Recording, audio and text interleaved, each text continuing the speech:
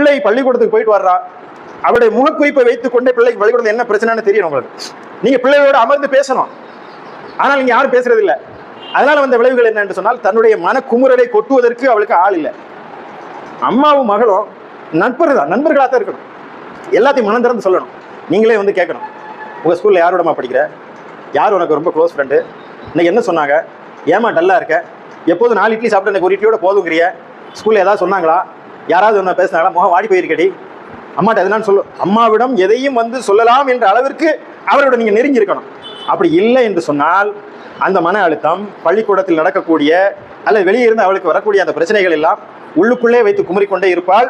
ஒரு கட்டத்தில் அது சொல்லக்கூடிய ஒருத்தன் இங்க இருந்தோ ஒரு வாட்ஸ்அப்ல வந்தால், என் தாய் கூட கேட்கல, என் தகப்ப கூட கேட்கல, உனக்கா உயிரே தருவண்டா என்று ஒரு வார்த்தை வந்ததுன்னா போதும், அவன் யார் எப்படி என்றெல்லாம் தெரியாது, எளிதாக அவனிடம் சிக்கிக்கொள்ளக்கூடிய ஒரு சூழ்நிலை இருக்கிறது.